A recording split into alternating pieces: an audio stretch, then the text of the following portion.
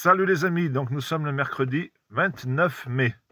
Déjà, je vous remercie pour toutes vos prières que vous avez pu faire par rapport à Capucine, la vidéo que j'ai fait hier soir. Il y a un léger mieux, elle est sortie du coma et va peut-être sortir de l'hôpital aujourd'hui. Mais rien n'est gagné, mais déjà, ça commence à prendre le bon chemin. Merci à vous tous. Donc là, une autre vidéo pour une personne qui me tient très à cœur parce que je connais beaucoup son fils et elle.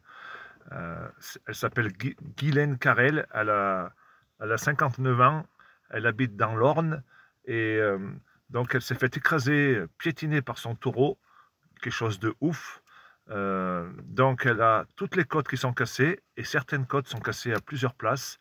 Elle a la clavicule qui a été arrachée, le bras droit qui a été cassé, la cage thoracique enfoncée. Et les médecins, ils n'en reviennent pas qu'elle ait tenu le coup, qu'elle ne soit pas morte sur le coup. Donc là, ils l'ont changé d'hôpital. Donc elle est dans le coma. À des moments, ils essayent de la sortir du coma, mais elle a tellement mal de partout qu'ils la remettent dans le coma. Donc là aussi, il faut vraiment prier très très fort pour qu'elle s'en remette, parce qu'elle est tellement défoncée de partout que c'est incroyable. Et donc son fils, qui est agriculteur avec elle, malheureusement il n'était pas installé agriculteur, il était salarié, et il est toujours salarié. Le souci qu'il y a, c'est qu'il ne peut pas commander du gasoil, il ne peut pas faire des achats courants, parce qu'il n'a pas procuration, il ne peut pas se servir du carnet de chèques, et vu que sa maman elle est dans le coma, eh bien, ils ont un sérieux problème. Donc je lance l'appel aux personnes qui sont habituées à travailler avec cette famille d'agriculteurs, qui vendent les produits et qu'en attendant que Guylaine sorte de l'hôpital, le problème c'est pas pour combien de temps il y en a, hein, qu'ils puissent au moins faire tourner l'exploitation et acheter du gasoil pour mettre dans son tracteur et tout ce qui va avec, parce que voilà, c'est pas de chance. Et voilà, il aurait fallu y penser, d'avoir procuration, mais on pense jamais au pire. Donc,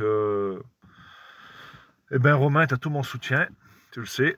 Et je lance aussi l'appel aux agriculteurs, à ses voisins, des fois d'aller donner un coup de main, ça fait pas de mal, parce qu'en ce moment, en plus, il était en retard dans ses semis, donc il faut faire les semis, il faut s'occuper des vaches, il faut faire beaucoup de choses dans cette période de l'année. Et quand il manque une personne qui s'occupait de la traite, c'est pas évident. Plus aller voir sa maman à l'hôpital, on sait ce que c'est, on y est tous passés. Et moi, je lui souhaite beaucoup de courage, et je souhaite beaucoup de courage à Guylaine. Donc, prions très fort, et en espérant que ça aille de mieux en mieux, et qu'elle puisse retrouver au plus tôt ses vaches, même si ça risquerait d'être long. Mais c'est une battante, ça lui était déjà arrivé d'avoir un accident très terrible, et elle avait fait plusieurs années d'hôpital, donc elle va s'en remettre. Mais à 59 ans, on ne s'en remet pas aussi vite qu'à 30 ou 40 ans. Donc tout notre courage, et la bise à Guylaine, et Romain, bon courage. Allez, merci à tous pour vos prières. La bise.